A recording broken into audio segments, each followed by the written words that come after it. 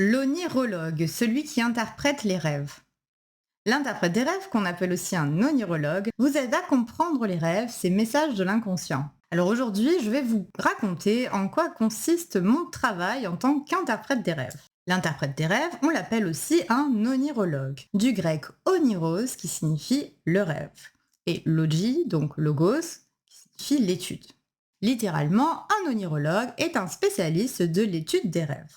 Dans cette vidéo, je vais vous faire découvrir ma passion et une partie de mon métier, puisque je suis onirologue et analyste jungienne, et également formatrice en analyse des rêves. Donc les rêves ont pour moi une grande importance dans mon activité. Alors comment un interprète des rêves pourrait vous aider ?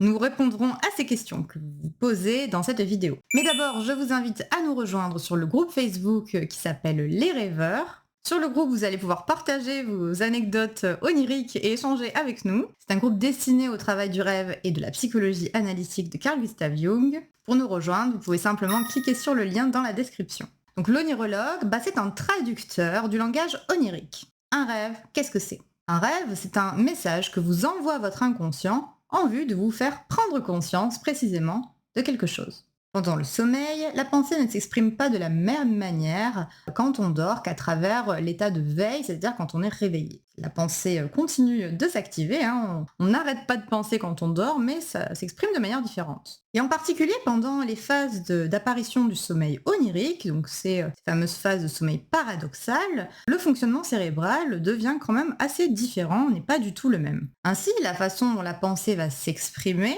devient un petit peu étrange, bizarre et du moins très différente de ce dont on est habitué. Au réveil, après un rêve onirique en particulier, c'est-à-dire ces fameux rêves de sommeil paradoxal comme ça, très symboliques, qui ressemblent à des films de science-fiction, on a l'impression d'avoir réellement vécu des expériences et des aventures parfois turbulentes, parfois insensées, parfois absurdes, ou parfois quand même, malgré leur absurdité, ils nous ont pas laissé de marbre. Donc on peut se dire c'est absurde a posteriori, c'est un jugement qui arrive après, qui arrive une fois qu'on est réveillé, mais lorsqu'on est dans le rêve, on vit bien toutes ces choses, on ressent bien les émotions du rêve, on fait bien les actions qu'on se voit faire en rêve. On a bien vu et on a bien entendu certaines paroles, on est vraiment dans l'histoire, on est à fond on peut dire. Et l'observation des dormeurs en laboratoire a confirmé que les émotions qui sont ressenties pendant le rêve sont vécues dans le corps de la même manière que les émotions que l'on vit pendant la journée. Alors, et si tout cela, en fait, n'était pas absurde ? Si vous regardez cette vidéo, c'est qu'il y a en vous quelque chose qui vous dit que les rêves, sous leurs airs farfelus, cachent bien leur jeu. Qu'en réalité, ils contiennent des messages à découvrir. Eh bien, vous avez raison. La pensée, initialement, avant d'être filtrée par le mental, avant de passer au langage, d'être mise en mots, s'exprime sur un mode analogique, c'est-à-dire sur un bol symbolique, par la métaphore, par la comparaison, par le symbole. Or, lorsqu'on dort, le mode frontal, siège de la conscience réflexive, est inactif. C'est pourquoi la pensée produite pendant le sommeil n'aura pas une apparence rationnelle comme la pensée logique, on va dire, à laquelle on est habitué quand on est réveillé et celle qu'on utilise le plus, puisque précisément notre capacité à suivre une réflexion n'est pas activée pendant le rêve. Le langage, c'est ce qui vient après l'image, après le symbole. Or, en rêve, on a essentiellement de l'image et du symbole. L'interprète, c'est précisément celui qui aura appris à justement comprendre quel est le message du rêve, formulé sur un mode, on va dire, plus primitif, qui est ce mode de l'image et du symbole. L'onirologue, c'est donc un traducteur des pensées de la nuit dans le langage de la journée. C'est donc un traducteur d'une pensée qui est encore à l'état brut. Alors en quoi consiste le travail de l'onirologue, de l'interprète des rêves ? C'est un travail de traduction, puisqu'il va s'agir de décrypter le rêve en quelque sorte. L'interprète va se brancher sur le langage onirique de la nuit et sur la manière de symboliser propre au dormeur et sur l'univers de son rêve très particulier et toujours unique, afin que les messages envoyés comme ça par l'âme du rêveur, par son inconscient à travers le rêve, puissent lui être restitués dans un langage qu'il puisse accueillir en étant réveillé. Autrement dit, que les messages de son inconscient puissent être traduits pour être accueillis par sa conscience. Il s'agit de lui rendre les messages qui lui sont envoyés, en quelque sorte. Oui, parce que si les rêves étaient faciles à comprendre comme ça tout seul et faciles à interpréter, ça se saurait. Si les rêves étaient tous hyper clairs et si à chaque fois on voyait exactement de quoi il s'agit, de quoi ça parle, les gens ne se diraient pas les rêves c'est absurde, ça veut rien dire, puisque il faut bien constater que quand même, 3/4 des gens n'ont pas vraiment un vrai respect pour le rêve, voire méprisent un petit peu les personnes qui pratique l'analyse des rêves, hein. Heureusement, il y a ce quart solide de personnes qui savent très bien à quel point c'est important, surtout en psychologie, évidemment, mais également maintenant en développement personnel, en spiritualité, etc. Mais si on a quand même une majorité de personnes qui méprisent le rêve, bah, c'est bien parce qu'ils n'y comprennent rien. S'ils y comprenaient quelque chose, ils arrêteraient de le mépriser. Donc ce scepticisme tenace face au rêve s'explique de plusieurs facteurs historiques et culturels notamment, mais aussi par l'aspect fantasque des rêves, par leur aspect bizarre. On se dit effectivement, c'est étrange, c'est absurde, ça ne veut rien dire. Et en même temps, on se dit, ouais, mais c'est déroutant, ça me laisse une émotion bizarre, ça me met dans un état curieux. Dans la vie de tous les jours, on est habitué à s'orienter grâce au mental, grâce à la logique, grâce au raisonnement. Nous sommes des êtres profondément logiques, donc c'est sûr, c'est tout à fait normal qu'il est étrange d'admettre qu'il puisse y avoir du bon sens et vraiment une grande richesse de sens dans une production comme ça qui, en apparence, est une fantasmagorie totalement fantaisiste et ridicule. Forcément, pour notre habitude d'être humain, surtout d'être humains occidentaux du 21e siècle, à voir tout à travers le prisme du rationnel, bah forcément c'est déroutant et c'est normal. Alors quand faire appel à un interprète des rêves? Lorsqu'une émotion forte accompagne un rêve, lorsque cette émotion vous suit le matin, lorsque le rêve reste présent quand même dans la journée, voire sur plusieurs jours, bah ça c'est le signal qu'il y a quelque chose d'important qui cherche à passer. Il y a beaucoup de gens qui sont encombrés par des rêves récurrents, par des cauchemars, par des rêves qui reviennent comme ça sur une période plus ou moins longue, voire par des rêves violents. Ils dorment mal, ils se réveillent dans un grand inconfort, ils en parlent parce qu'ils sentent qu'il y a quelque chose de bizarre, pour autant ils sautent pas le pas. Et c'est dommage parce qu'en fait je pense que ces personnes-là le feraient de sauter le pas s'ils savaient que ces rêves perturbants, violents potentiellement, très dérangeants, en tout cas qui perturbent leur nuit, bah, c'est juste des messages qu'ils ne veulent pas passer. Et que bah, si on les accueille, si on s'ouvre, si on s'intéresse aux messages qui cherchent à transmettre, et si on arrive à les restituer et à les assimiler, eh bien bah, forcément ça va aller mieux. On va mieux dormir, on va faire moins de cauchemars, etc. Mais je crois que les gens n'ont pas encore compris ça complètement, en tout cas pas beaucoup. Et puis parfois, au bout d'un moment, bah, l'inconfort il est trop grand, alors la personne, elle saute le pas, elle va chercher quelqu'un de compétent et elle demande une consultation en analyse des rêves.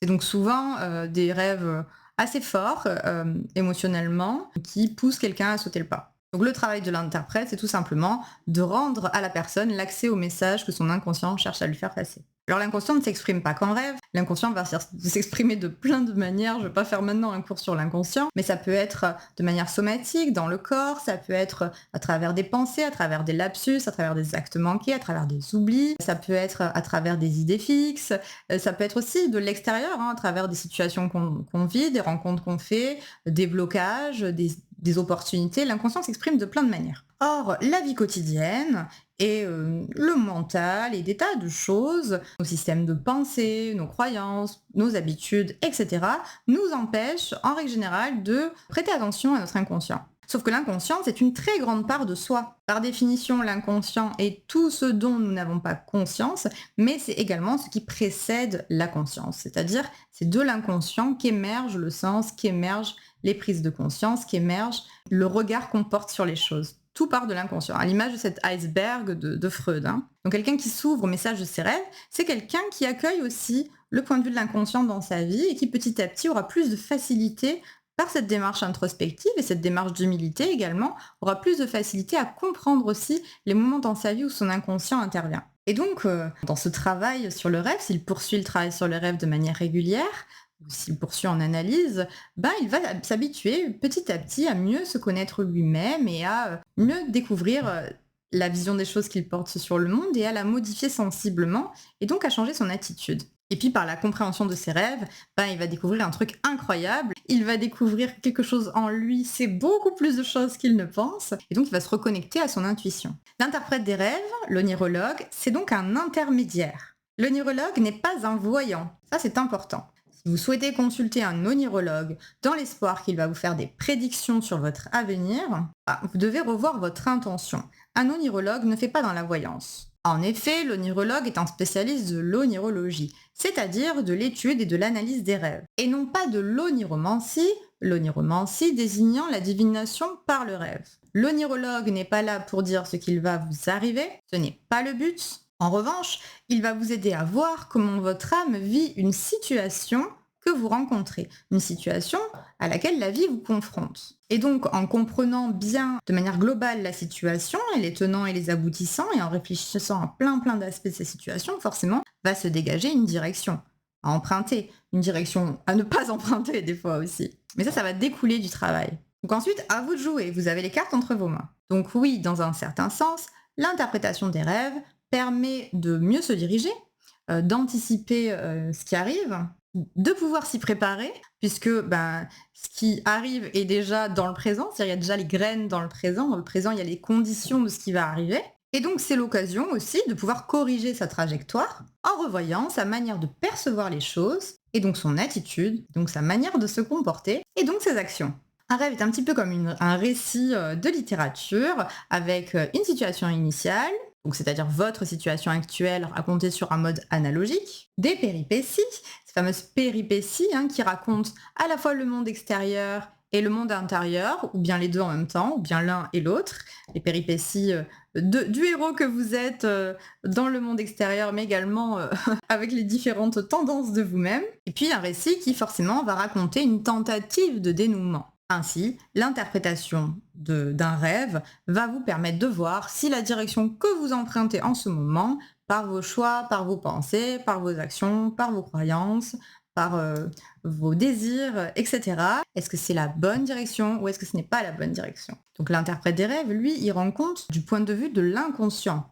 Et de l'inconscient de qui? De votre inconscient. L'inconscient, c'est cet endroit de la psyché où l'âme s'exprime en rêve. Donc votre âme s'exprime en rêve. Et donc votre âme sait avant vous ce qui est bon pour vous. D'ailleurs, le rêve, c'est le mieux placé pour pouvoir comprendre exactement qu'est-ce que mon âme me conseille. Et si vous n'êtes pas à votre juste place, ou si vous ne pensez pas de la bonne manière, vos rêves vous guideront pour vous repositionner. En effet, parfois on croit que tout va bien, parfois on se berce d'illusions. Alors, souvent c'est vrai, tout va bien, et dans ce cas-là, on profite de ces instants bénis, on remercie, on se réjouit, vraiment, c'est génial. Et puis parfois, on croit que tout va bien, mais on se trompe, puisque en fait, on voit des illusions, on voit des écrans de fumée, on voit des mirages de choses qui vont bien, et c'est pas exact. Parfois, des choses vont de travers et on ne les voit pas. À ce moment-là, puisqu'on est un petit peu dans notre illusion, c'est tout à fait normal en tant qu'être humain, notre inconscient, à ce moment-là, va nous envoyer des rêves pour nous forcer à réagir, à ouvrir les yeux sur tel engagement, telle relation, telle personne dans notre entourage, tel projet, etc. Et donc les rêves vont venir pour nous montrer non pas ce qu'on pense être vrai en réalité, mais la réalité des choses telle qu'elle est en fait. Donc ils vont venir un petit peu pour nous réveiller, les rêves. Nous avons tous une intuition des choses. En nous, on a tous une intuition. Ça fait partie des choses en tant qu'être humain qu'on a. Bon, on l'a pas trop développée, mais elle y est. Donc selon la personnalité, selon la sensibilité, elle est plus ou moins développée. Et même chez des personnes qui sont plutôt intuitives, il y a des moments où ces personnes manquent de discernement. Pourquoi? Parce que l'être humain est un être de relation, un être d'amour, un être d'imagination. Et vivre, c'est d'abord vivre des liens affectifs. On arrive au monde par le lien. C'est ce qui fait la beauté de la vie, c'est la rose, mais c'est aussi l'épine. Car lorsqu'on est affectivement impliqué dans un système, dans une situation, on voit que ce qu'on a envie de voir. Et c'est là que l'inconscient intervient. Par le rêve, il va chercher à nous révéler l'autre version des choses. Celle qui nous manque pour avoir un regard plus juste et pour apprécier la situation comme elle se doit, dans sa globalité et avec lucidité. Alors pourquoi faire appel à un interprète des rêves? Alors lorsque vous faites appel à un professionnel formé en analyse des rêves, il va vous demander de vous envoyer des premiers rêves. Moi personnellement, j'aime bien travailler sur 2-3 rêves pour démarrer.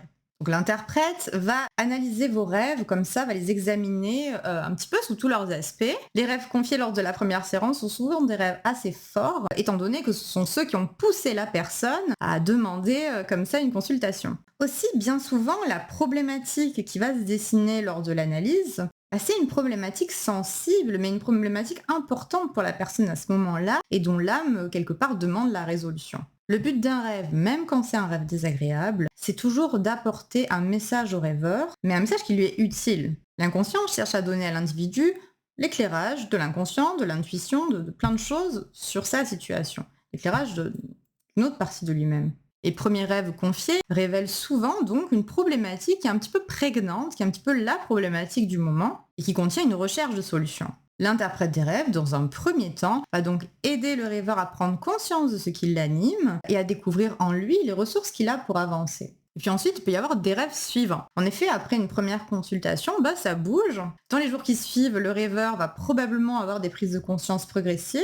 Souvent, les rêveurs sont surpris par le message de leur rêve, car on peut voir quand même beaucoup de choses dans un rêve.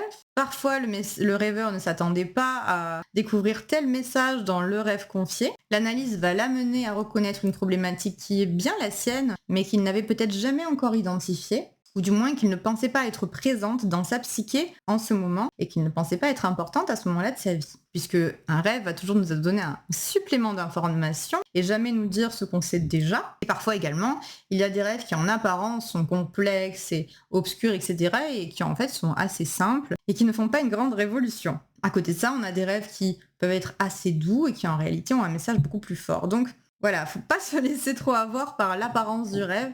Le message derrière peut être parfois assez simple, assez apaisé, assez facile à résoudre, même dans un rêve quand même assez animé.